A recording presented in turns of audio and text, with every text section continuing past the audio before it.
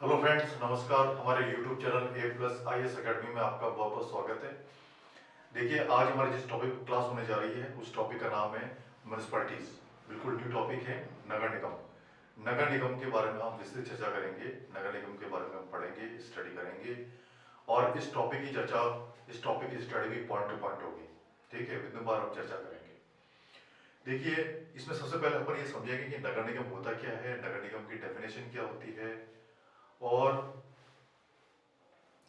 नगर निगम किसको बनाते हैं, नगर निगम कौन बनाता है। ठीक है, नगर निगम का एरिया कैसे डिवाइड होता है। जो नगर निगम है, नगर परिषद है या नगर पालिका है या ये जो एरिया क्षेत्र है, इनको डिवाइड किया जाता है पॉपुलेशन के आधार पर। पॉपुलेशन के आधार पर ये लोग, ये क्षेत्र डिवाइड होते हैं कि ये नगर निगम है, ये नगर परिषद है, ये नगर पालिका है।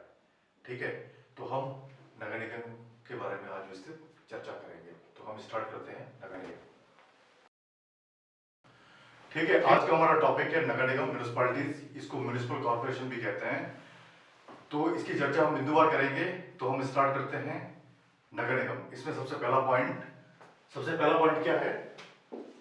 भारत में शहरी स्थानीय शासन का अर्थ शहरी क्षेत्र के लोगों द्वारा चुने प्रतिनिधियों से बनी सरकार से।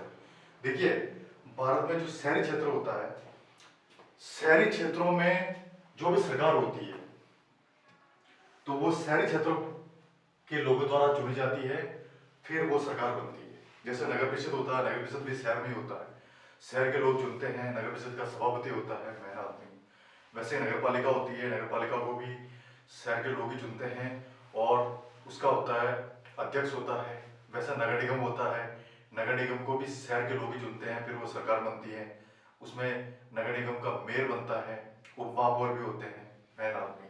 ठीक है, यानी शहरी क्षेत्रों के लोगों द्वारा शहर की सरकार चुनी जाती है। ठीक है, अब देखिए अगला पॉइंट। शहरी स्थानीय शासन का अधिकार क्षेत्र उन शहरी क्षेत्रों तक सीमित है जिसे राज्य सरकार द्वारा इस उद्देश्य के लिए निर्धारित किया गया है। देखिए, शहरी क्षेत्रों में भी सरकार वहां बनेगी जहां राज्य सरकार ने निर्धारित कर रखा है कि इन शहरों में शहर की लोग ही सरकार चुनेंगे। वो एरिया फिक्स राज्य सरकार ने पहले ही कर रखा है, उन एरिया का नामांकन कर रखा है, उसका रूल्स बना रखा है, उसके अकॉर्डिंग ही इलेक्शन होते हैं निकाय के। हम देखते हैं निकाय इलेक्शन होते हैं, ये भी 5 साल में इलेक्शन होते हैं। या कभी कभी पहले ही सरकार भंग हो जाती है शहर की, तो पहले ही वापस इलेक्शन कराए जाते हैं, फिर वापस उन सीटों को भरी जाती है। ठीक है, अब देखिए अगला पॉइंट। भारत में 8 प्रकार के शहरी स्थानीय शासन है। भारत में 8 प्रकार के शहरी स्थानीय शासन है। 8 प्रकार से स्थानीय शासन होता है भारत में। ठीक है, हमारे कंट्री में वो कौन कौन से हैं। सबसे पहला तो है नगर पालिका परिषद। सबसे पहला जो शासन होता है वो होता है नगर पालिका परिषद। दूसरा है आपका नगर पालिका। तीसरा है आपका अधिसूचित क्षेत्र समिति। चौथा है आपका शहरी क्षेत्र समिति। पांचवा है आपका छावनी बोर्ड। छठा है आपका शहरी क्षेत्र समिति और सातवां है आपका पतन न्यास और 8वां है आपका विशेष उद्देश्य के लिए गठित एजेंसी। ये 8 प्रकार से स्थानीय शासन होता है। अब देखिए, छावनी की बात करें तो राजस्थान में ब्यावर पहले छावनी रह चुका है, जो भी ब्यावर एक डिस्ट्रिक्ट है। अभी वर्तमान छावनी हमारा नसीराबाद है, जो कैमरी डिस्ट्रिक्ट में आता है। ठीक है, नया डिस्ट्रिक्ट बन गया है कैमरी, उसमें नसीराबाद को शामिल किया गया और वो हमारी कैंटोनमेंट बोर्ड है, छावनी बोर्ड है। ठीक है, देखिए पतन न्यास कहीं की नगर सुधार न्यास भी है, जिसको यूआईटी भी कहते हैं। और कब कई डेवलपमेंट अथॉरिटी भी है। ठीक है, देखिए अब अगला पॉइंट। नगरीय शासन प्रणाली को 74वें संविधान संशोधन अधिनियम 1992 द्वारा संवैधानिक दर्जा मिल गया। देखिए, जो नगरीय स्थानीय शासन होता है, नगर में शासन होगा, उसको हमारे भारतीय संविधान के 74वें संविधान संशोधन अधिनियम 1992 द्वारा संवैधानिक दर्जा मिला है ना। ये भारतीय संविधान में ये व्यवस्था है कि 1992 द्वारा इसको संवैधानिक दर्जा प्राप्त हुआ है। अब देखते हैं नगर निगम से रिलेटेड अगला पॉइंट। देखिए, आज की जो हमारी क्लास हो रही है वो नगर निगम पे हो रही है, म्युनिसिपैलिटीज के ऊपर। तो म्युनिसिपैलिटीज से रिलेटेड अगला पॉइंट देखिए। अगला पॉइंट क्या है। केंद्र स्तर पर, केंद्र स्तर का मतलब हो गया नेशनल लेवल पर, यानी राष्ट्रीय सरकार, हमारी केंद्र सरकार पर तट नगरीय स्थानीय शासन, इसको कहा गया है तट नगरीय स्थानीय शासन का विषय निम्न 3 मंत्रालयों से रिलेटेड है। ठीक है, स्थानीय शासन 3 मंत्रालयों से रिलेटेड है। वो 3 मंत्रालय कौन कौन से है उसके बारे में हम चर्चा करते हैं। सबसे पहला मंत्रालय इसमें है आवास और शहरी मामलों के मंत्रालय, यानी आवास हमारा घर और शहरी मामलों का कोई भी मैटर हो उससे रिलेटेड ये मंत्रालय उसकी समस्या को सुनेगा और सॉल्व करेगा। ठीक है, दूसरा है रक्षा मंत्रालय कैंटोनमेंट बोर्ड के मामले में। रक्षा मंत्रालय वो रक्षा से रिलेटेड मामलों को सुनेगा। कैंटोनमेंट बोर्ड मामलों में कैंटोनमेंट बोर्ड रेस से रिलेटेड मामलों के मैटर को कैंटोनमेंट बोर्ड सॉल्व करेगा। ठीक है, तीसरा मंत्रालय है गृह मंत्रालय संघीय क्षेत्रों के मामले। गृह मंत्रालय से रिलेटेड मामलों को गृह मंत्रालय सॉल्व करेगा।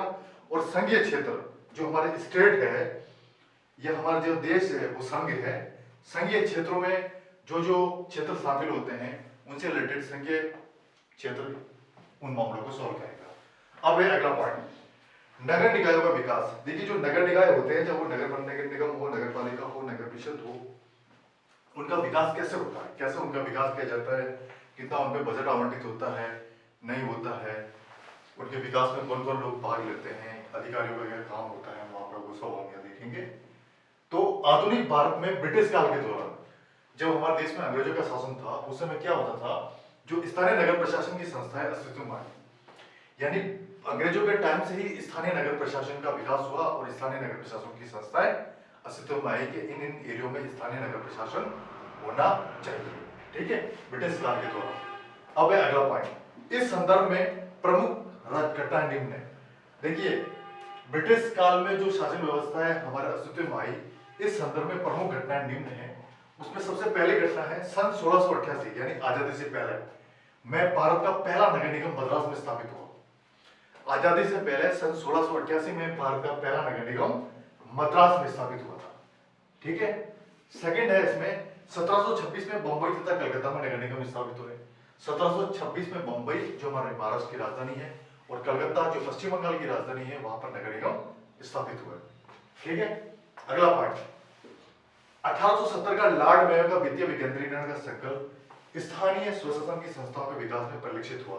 यानी 1857 में लॉर्ड मेयो नाम का एक व्यक्ति था जिनका वित्तीय विकेंद्रीकरण यानी फाइनेंशियल से रिलेटेड कोई विकेंद्रीकरण है। विकेंद्रीकरण का मतलब है आदान प्रदान का संकल्प स्थानीय स्वशासन की संस्थाओं के विकास में परिलक्षित साबित हुआ, बहुत ही अच्छा साबित हुआ था।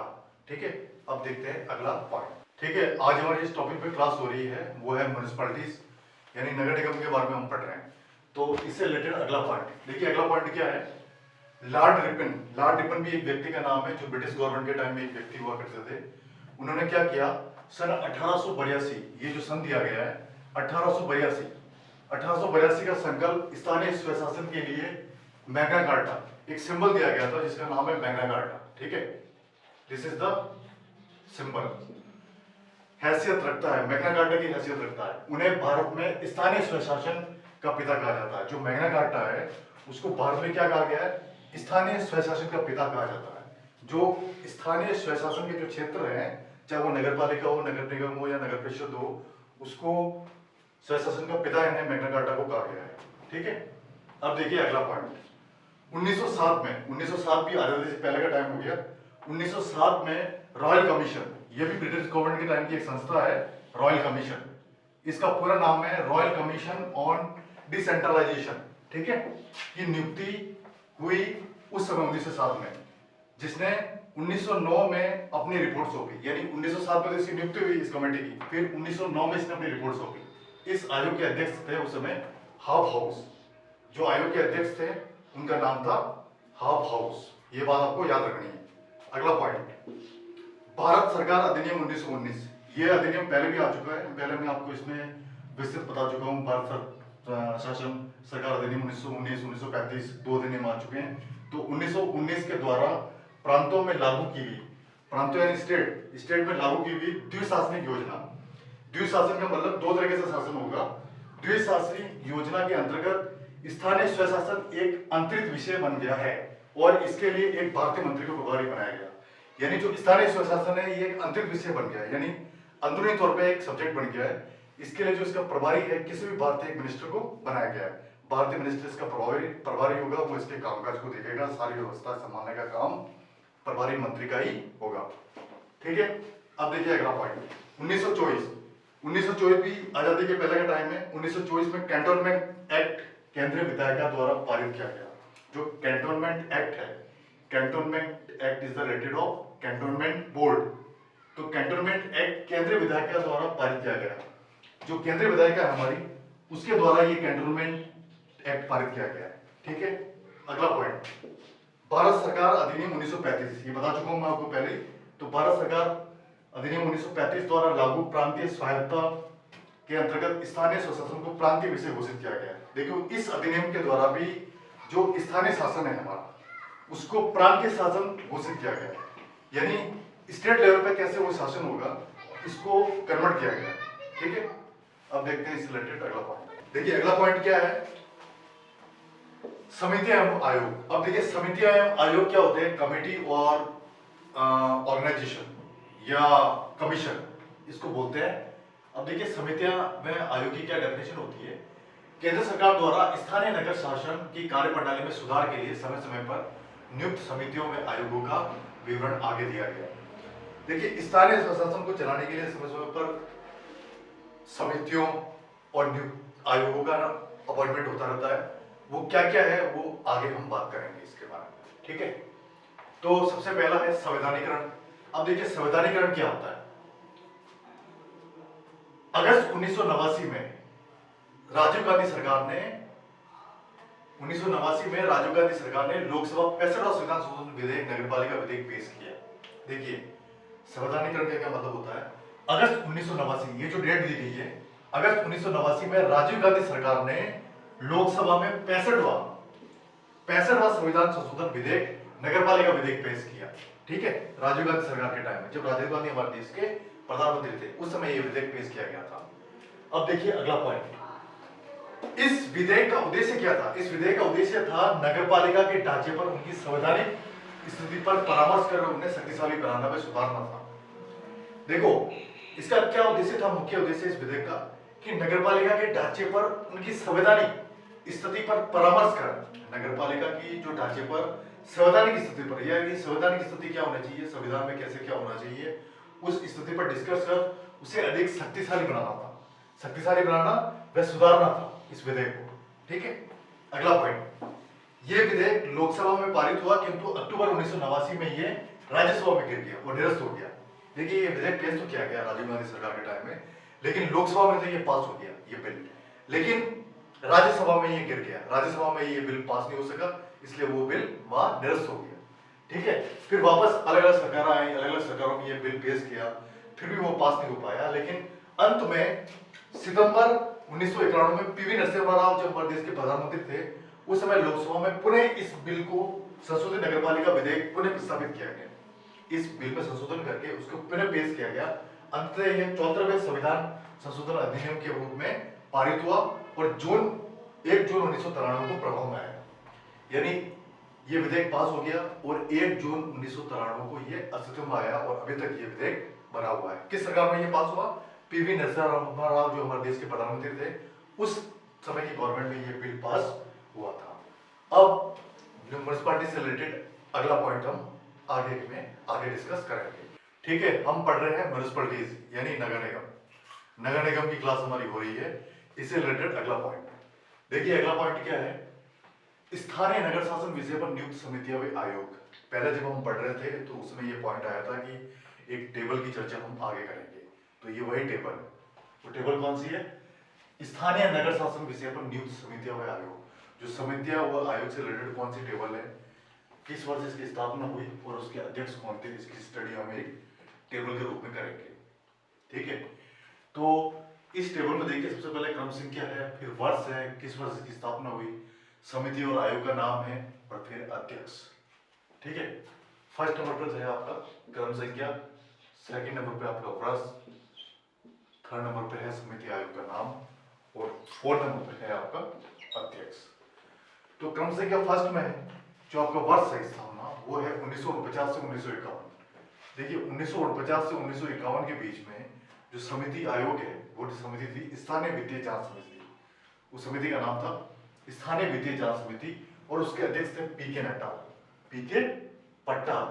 ठीक है, ये चीज आपको याद रखनी है, याद ही करनी है, रटना है आपको, तब जाके आपके दिमाग में बैठेगी, आपको याद रहेगी। अच्छी तरह से सोच समझ के याद करना।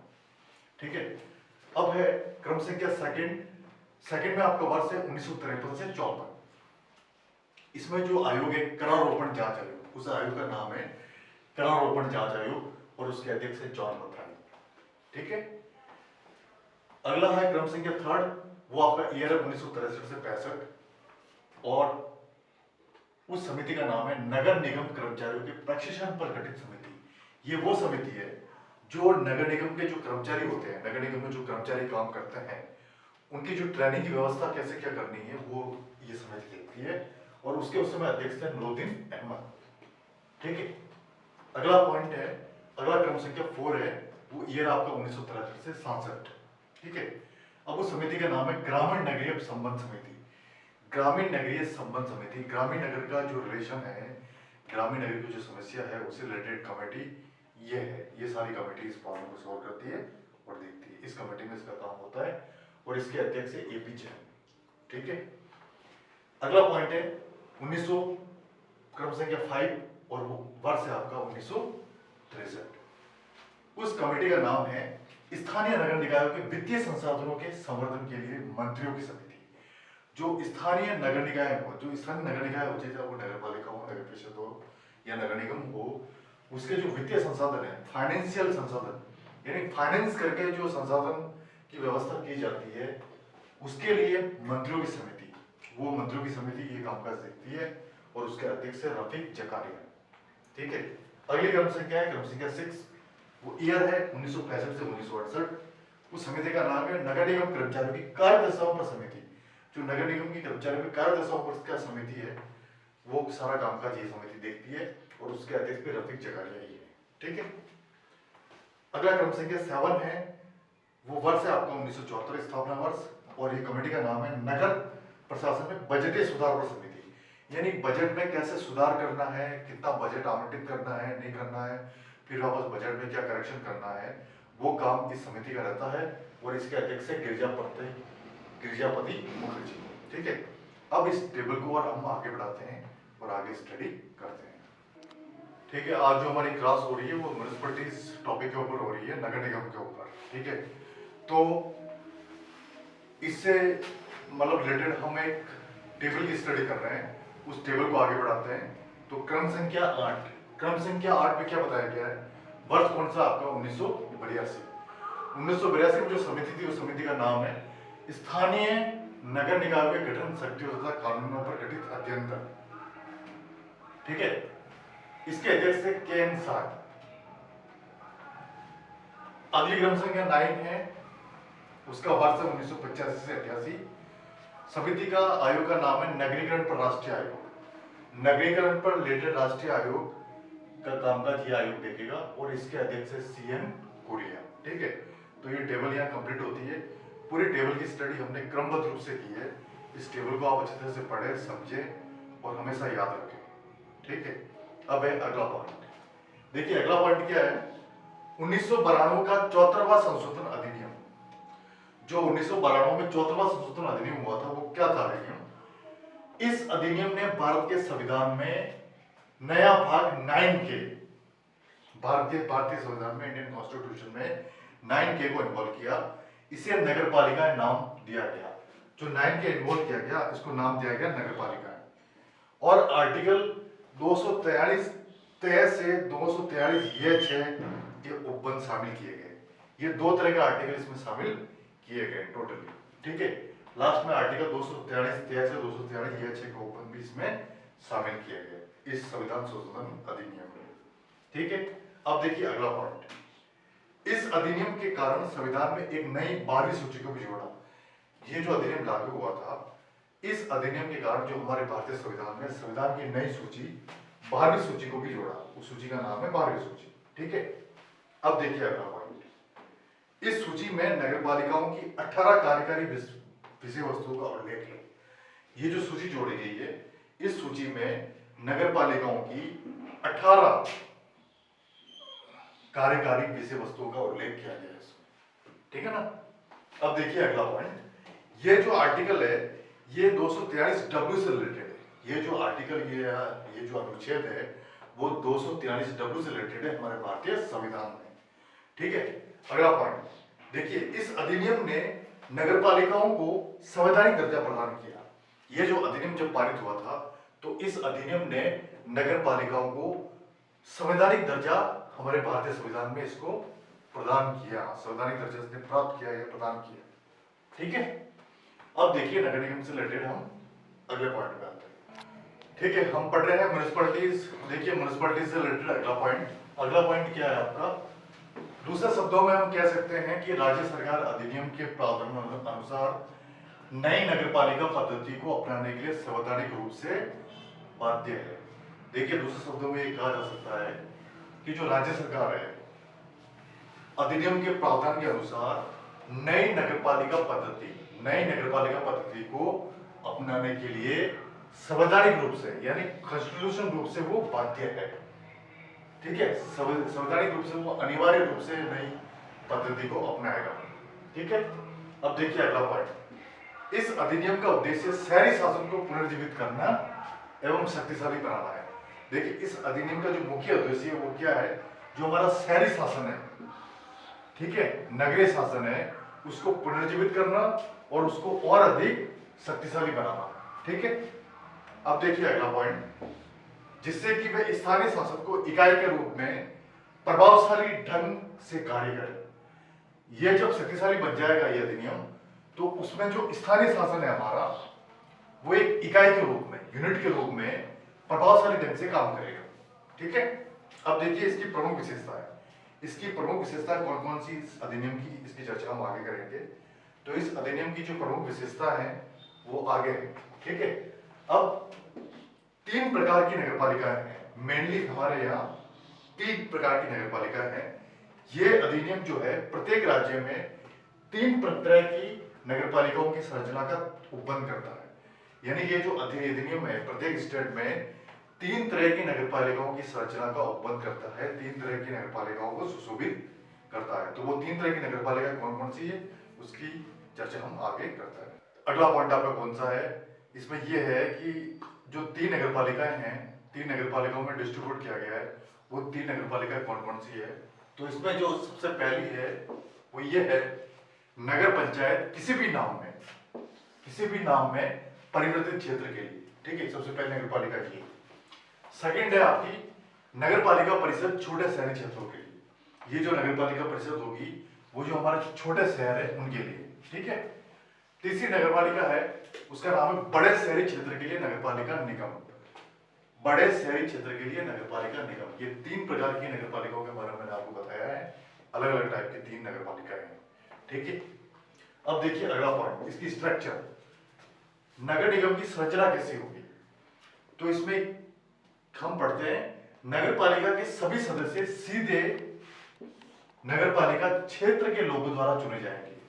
नगरपालिकाओं में जो सभी सदस्य हैं वो नगरपालिका उससे रिलेटेड जो नगरपालिका क्षेत्र के लोग हैं उसी क्षेत्र के लोगों से वो नगरपालिका के सदस्य चुने जाएंगे, दूसरे से नहीं। ठीक है। तो आज की जो हमारी क्लास हुई है वो नगर निगम टॉपिक के ऊपर हुई है, म्युनिसिपैलिटीज टॉपिक के ऊपर, है ना। तो इसमें हमने ये देखा कि नगर निगम की डेफिनेशन क्या होती है, नगर निगम कितने प्रकार का होता है, नगर निगम कहते किसे हैं, नगर निगम में कौन कौन से शहर शामिल होते हैं, नगर निगम कितने टाइप का होता है, उसकी डिटेल स्टडी हमने पढ़ी। ठीक है। इसमें कौन कौन से अधिनियम पारित हुए थे, कौन कौन से उपबंध पारित हुए थे और कौन कौन से आर्टिकल इसमें काम आते हैं। ठीक है। फिर इसका संवैधानिक दर्जा कैसे है इसके बारे में हमने डिटेल स्टडी की। नगर निगम का विकास कैसे होता है इसके बारे में हमने डिटेल स्टडी की। फिर जो स्थानीय शासन है उसमें एक टेबल के रूप में हमने चर्चा की है। पूरी टेबल में 8-9 पॉइंट थे, उन 8-9 पॉइंट को मैंने क्रमबद्ध रूप से आपको इस टेबल की पूरी जानकारी मैंने आपको इस वीडियो में दी है। ठीक है। तो आज जो हमारे नगर निगम के ऊपर जो क्लास हुई है बहुत अच्छी क्लास है। ये class competition exam point of view बहुत इंपॉर्टेंट है। आप इस क्लास की अच्छी तरह से स्टडी करें, समझे और कंपटीशन एग्जाम के लिए तैयार रहें। ठीक है। आज की क्लास को मैं यही समाप्त करता हूँ। नेक्स्ट क्लास हम नेक्स्ट टॉपिक के साथ फिर मिलेंगे।